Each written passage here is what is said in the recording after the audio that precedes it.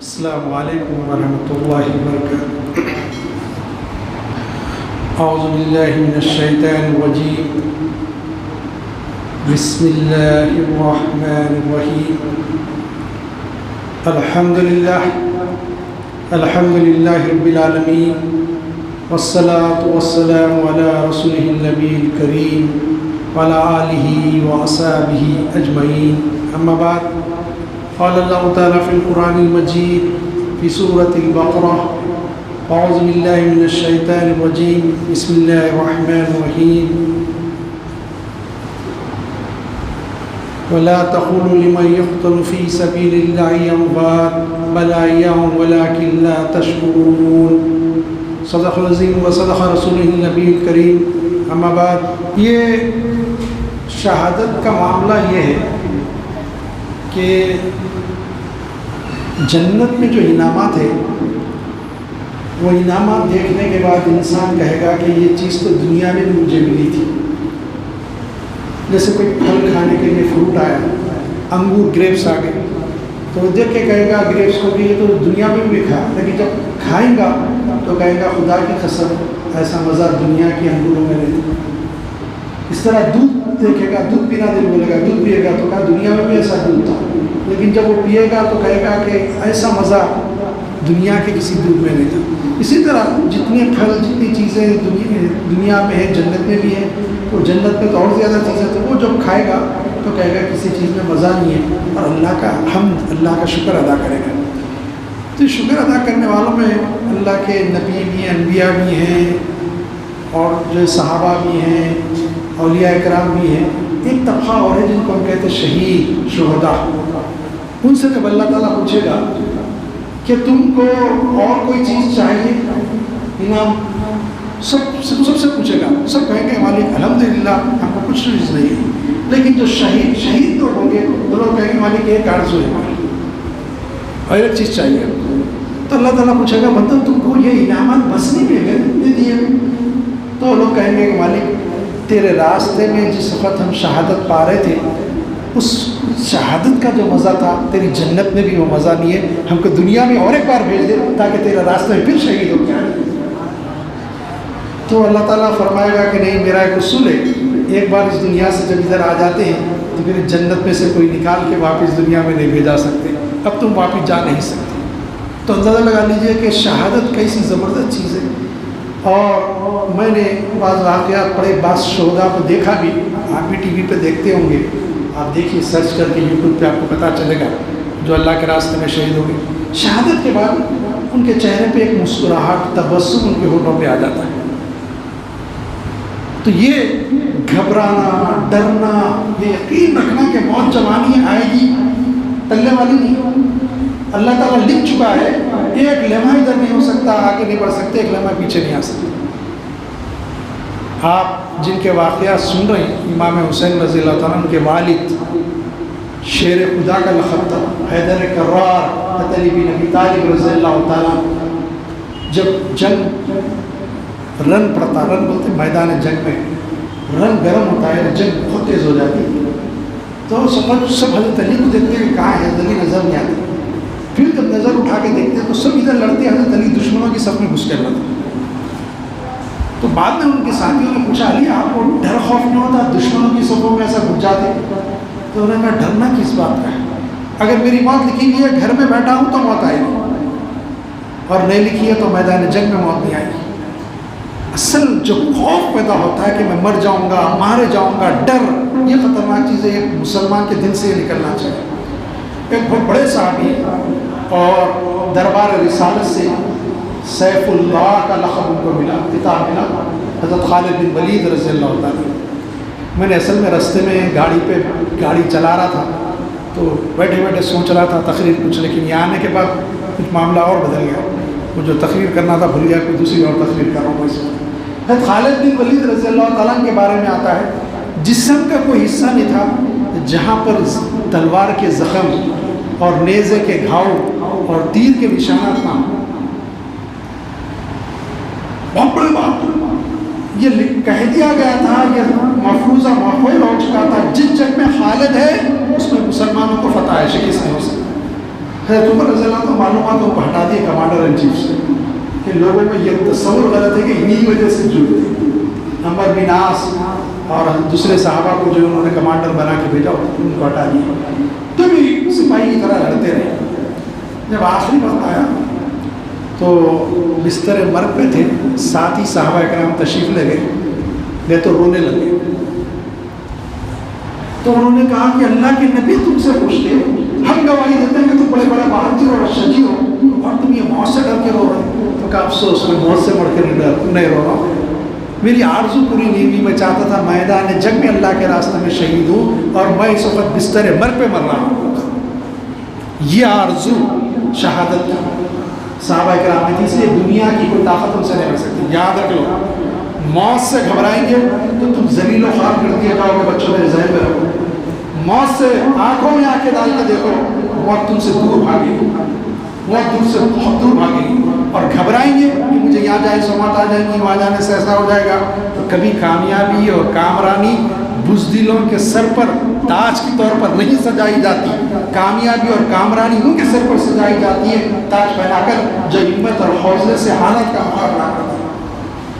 میں باتیں ایسی نہیں کر رہا ہوں, میں بتاتا ہوں کیوں کہہ رہے باتیں آپ. تو جو یہ ہے کہ موت سے کبھی گھبرانا نہیں, بلا وجہ جا کے مرنا بھی نہیں, لیکن جو جب ضرورت ہو تو پھر اس وقت جان کی بازی لگانے سے بھی پیچھے نہیں. گھبرانا نہیں, مسلمان کبھی گھبراتا ہے, اس کو معلوم ہے کہ اللہ تعالیٰ ایک بات رکھا ہے, اس وقت ہی موت آئی. دیکھیے اتنے بڑے صحابی اور روئے ہو, کس لیے روئے کہ میدان جنگ میں شہید ہوں, اور ہم کچھ ہو جائے کہیں, ارے وہ ایسا مارے گئے. مرنے چاہیے, سب کو مرنا ہے, کوئی دنیا میں رہنے آئے. دادا حضرت کو خبر میں اتارا, والد صاحب کی نماز پڑھایا, وہ خبر میں اترے. ایک دن میں بھی ایسی مرتبہ ہو سکتا, یہاں بھانجے موجود ہیں دو میرے, اور میرے بھتیجا بھی موجود ہے, میرے بچے, یہ ہوتا نہیں, کوئی رہنے نہیں آیا دنیا میں. قیامت کے بوریوں کی سمجھ میں نہیں آیا, موت سے گھبرانا نہیں. یہ باتیں اس لیے کہ بھائی ابھی عمر شفیق صاحب نے کہا کہ جو میرا بچہ ایسا ہونا, ٹھیک ہے آپ پڑھائیے, کامیاب بنائیے, لیکن اس سے یہ آرزو پیدا کریے کہ دین اسلام پر آ چاہتی ہو تو انشاءاللہ میری آرزو یہ ہو کہ اس میں اگر شہادت کا مرتبہ ملے تو میری اولاد کو پہلے ملے, بعد میں پڑوسی کی اولاد کو ملے. یہ جذبہ ہونا چاہیے. اگر یہ جذبہ ہے تو دنیا کی کوئی طاقت تم کو ختم نہیں کر سکتی. نہیں کر 52 کنٹریز, 52 کنٹریز, کتنے 52 کنٹریز. کون سے کنٹریز؟ پاکستان ہندوستان کے جیسے نہیں, پاورفل کنٹریز, ایڈوانس ٹیکنالوجی رکھنے والے. ایسے ایسے پلین راڈار پہ نظر نہیں آتے, وہ لے کے پہنچ کے وہ لوگ جن کے پاس پلین اڑانا بھی نہیں آتا, ہیلی کاپٹر بھی نہیں ہے, ان پر جو 20 سال تک مارتے رہے بما, مر گئے ہوگا, مرے نہیں. جن کو شہادت کا مرتبہ اللہ تعالیٰ دینا تھا دیا, اور جن کو بچانا تھا بچانا. یہ بات یاد رکھیے کہ جو ہے شہادت کی آرزو ہونا چاہیے. اقبال نے ایک مقام پہ کہا تھا, شہادت مطلوب و مقصود مومن, نہ مال غنیمت نہ کشور کشائی. بادشاہ بھی نہیں چاہیے, دولت بھی نہیں چاہیے, اصل آرزو جو ہے شہید ہونے کی اللہ کے راستے. اور تعمیر ملت کی فکر یہ ہے کہ یہ آرزو, یہ امنگ, یہ خواہش, یہ جذبہ, یہ جوش بچوں میں بھی پیدا کرے, قوم میں پیدا کرے. اگر یہ تعمیر ملت کرتی ہے تو تعمیر ملت ہے, ورنہ تعمیر ملت کی ضرورت نہیں. سب کام ہوتا ہے تو سنتر ذمہ بھی کرتی ہے. اصل کام تعمیر ملت کا ہی. اگر آپ تعمیر ملت کے قائدین خلیل اللہ حسینی صاحب رحمۃ اللہ علیہ, مولانا سلیمان سکندر صاحب رحمۃ اللہ علیہ, مولانا عبدالرحیم قریشی صاحب رحمۃ اللہ علیہ, اگر ان تینوں کے تقاری مولانا غوث خاموشی صاحب, جناب نظام الدین, پروفیسر نظام الدین مغربی صاحب, ان کے تقاری جو بڑے سنی ان سے پوچھی, ان کا اصل کارنامہ یہ تھا کہ بزدل دلوں میں ہمت اور حوصلہ پیدا کرے. ان کا اصل کام یہ تھا کہ وہ جو حالات سے سمجھوتے کی بات کرتے ہیں ان میں حوصلہ پیدا کرے کہ وہ حالات سے ڈرے نہیں, بلکہ اگر ظالم پنجہ آزمائی کرتا ہے تو اس کے پنجے کو اپنے پنجوں میں اتنی طاقت پیدا کرے کہ اس کے پنجے کو موڑ دے, ظلم کرنے سے روک دے.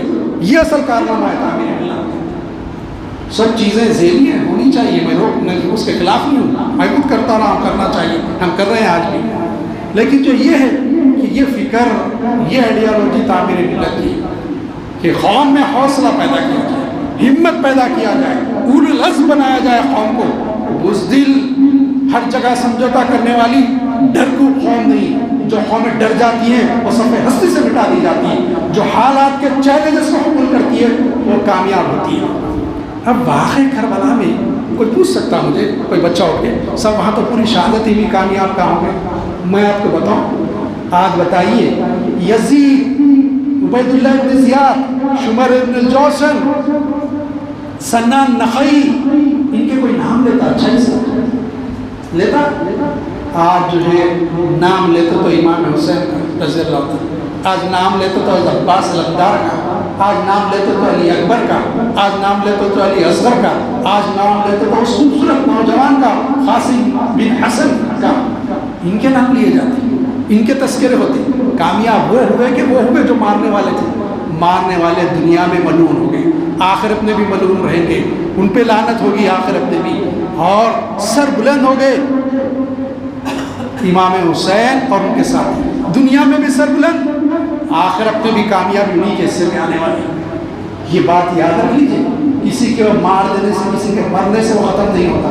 موت زندگی کے خاتمے کا نام نہیں ہے۔ موت، ہم مر گئے تو کیا بولتے ہیں؟ انتقال ہو گئے۔ انتقال ہو تو منتقل ہونا، بولتے نہیں یہ علاقے میں تھا ٹرانسفر ہو کے وہ چلے گیا، یہ دنیا سے ٹرانسفر ہو کے وہ دنیا میں چلے گیا۔ موت خاتمے کا نام نہیں، زندگی کی موت ایک نئی زندگی کا نام ہے۔ یہ بات ذہن میں بٹھا لے۔ تو حضرت حسین ابن علی رضی اللہ عنہ کے پاس کیا تھا، اور میں نے وہ جو آیت کی تلاوت کی سعادت حاصل کی، وَلَا تَقُولُوا لِمَن يَقْتَلُ فِي سَبِيلِ اللَّهِ أَمْوَاتٌ، جو اللہ کے راستے میں مارے جائیں تم ان کو مردہ مت کرو، بل احیاء وَلَٰكِن لَا تَشْعُرُونَ، اللہ کے پاس زندہ ہے تم کو اس بات کا شعور نہیں۔ ایک جگہ فرمایا گیا وَهُمْ يَرْزُقُونَ، اللہ تعالیٰ ان کو رزق دیتا ہے، کھاتے پیتے بھی ہو۔ آپ کو معلوم ہے جنت میں سب سے پہلے کون جائیں گے؟ ولی میں کون جائیں گے جنت میں سب سے پہلے؟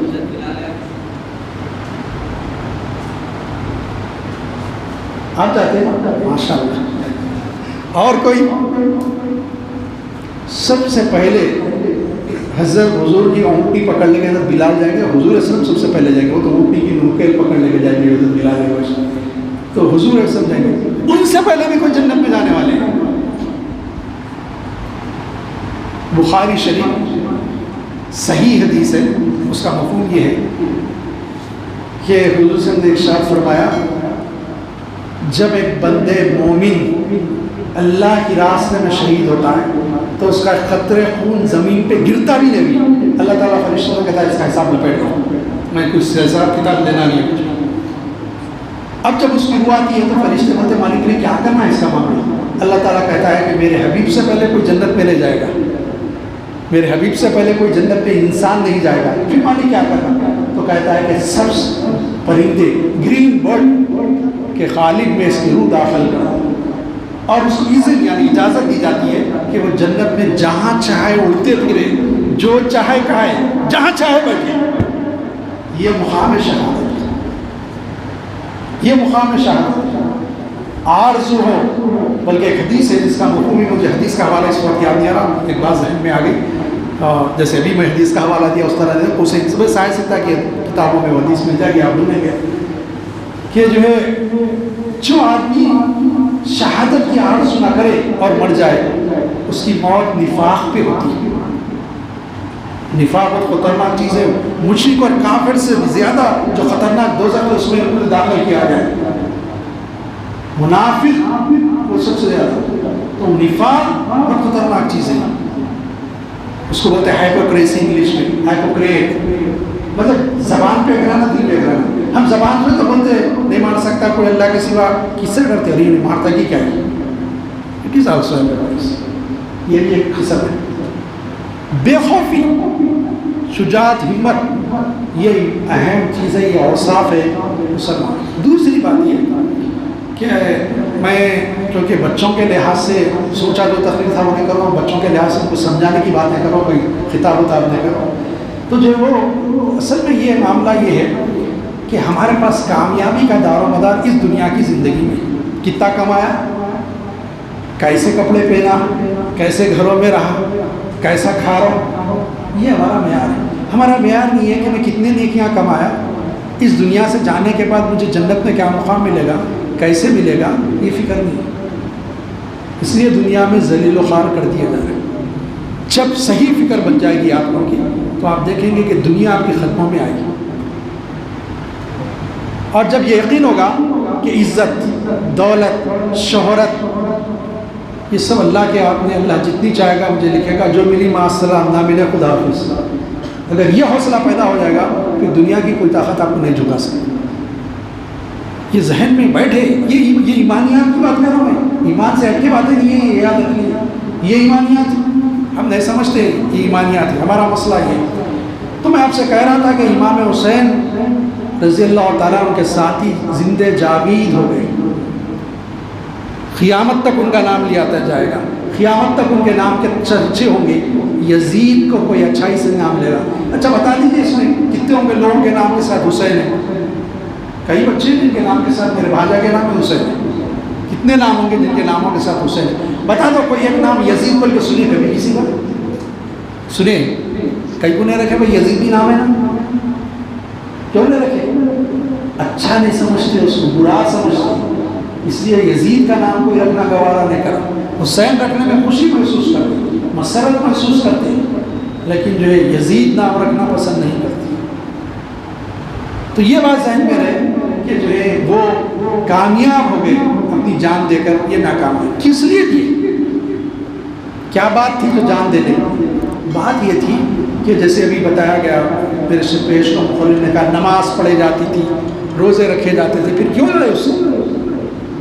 صرف اسلام کا نظام سیاست خطرے میں آ گیا تھا، ہم بولتے پولیٹیکل سسٹم، یہ خطرے میں آ گیا تھا۔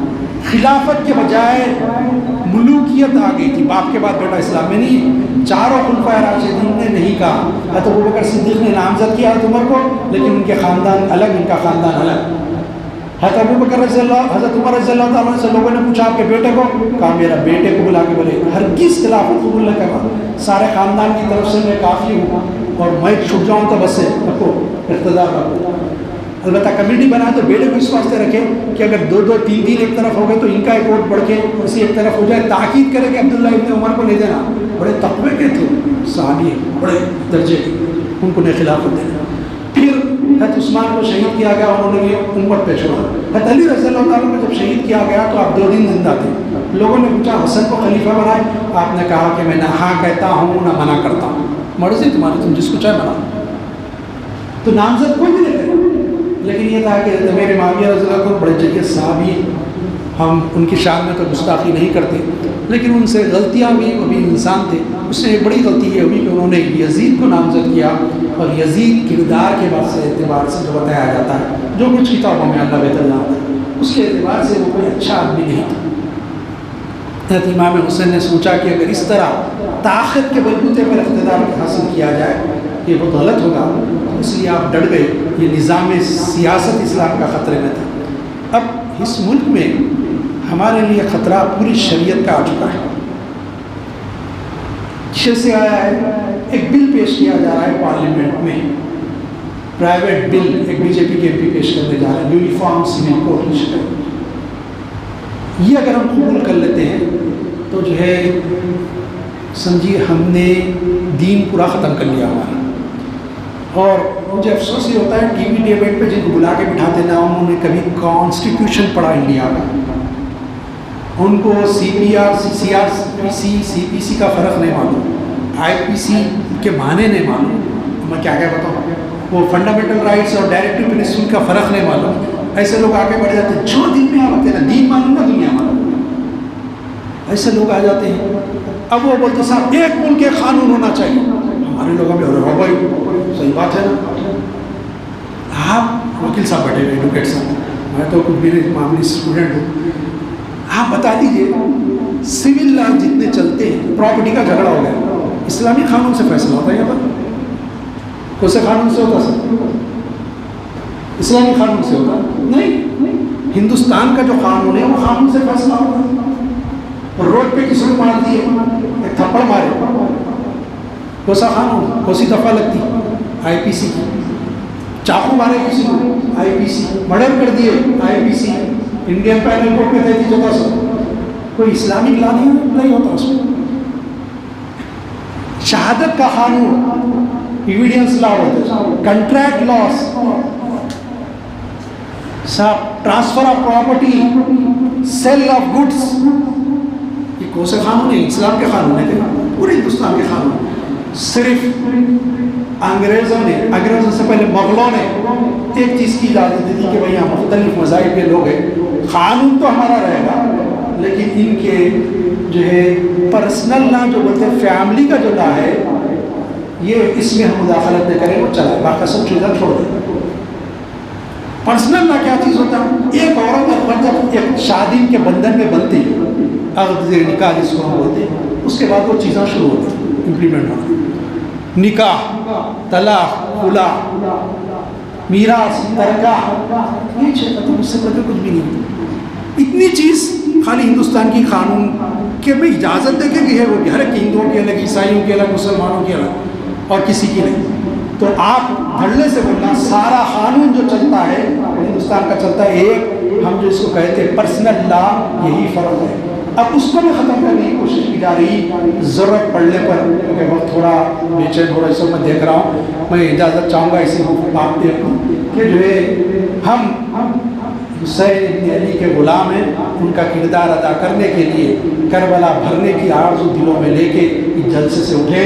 ضرورت پڑی تو جیسے وہ کربلا کے میدان میں آئے تھے، ہم بھی اپنے اہل و عیال کے ساتھ، اپنے بچوں کے ساتھ کربلا کے میدان میں. ایک اور 2 منٹ ہوگا امام حسین کی شان میں بس زبردست باتیں کہی ہیں، میں 2-4 اشعار کہتے ہوئے اجازت چاہوں گا. کہا گیا شاہست حسین باد شاہست حسین، دینست حسین دی پناہست حسین، سردار کے نادات دست در دست یزید، حقا کے بنائے تو لا الہ الا حسین. اقبال نے مقام پہ کہا صدق خلیل بھی عشق، صبر حسین بھی عشق، مارے کے وجود میں بدر و حنین بھی عشق. اور عزیزان گرامی بہت سارے اشعار ہیں، یاد بھی آ رہے ہیں. ایک شاعر نے کربلا کی بارے میں تذکرہ کرتے ہوئے کہا، یہ بڑے لوگوں کے لیے، وہ لوگ سمجھیں گے بھائی بچوں کو سمجھا رہے، ہمارے لیے کیا زمین کربلا، کیا آسمان کربلا یاد دلاتی رہے گی داستان کربلا. اللہ تعالیٰ سے دعا ہے کہ مالک امام حسین کے صدقے ان کے راستے پر چلنے کی ہمت اور حوصلہ اور توفیق ہم کو عطا فرمائے، اور ہندوستان کے مسلمانوں پر رحم اور خاص کرم کا معاملہ فرما دیجئے. ہمارے خلاف جو سازش ہے اس کو ناکام بنائیے. صلی اللہ تعالیٰ علی خیر خلق محمد وآلہ وصحبہ اجمعین.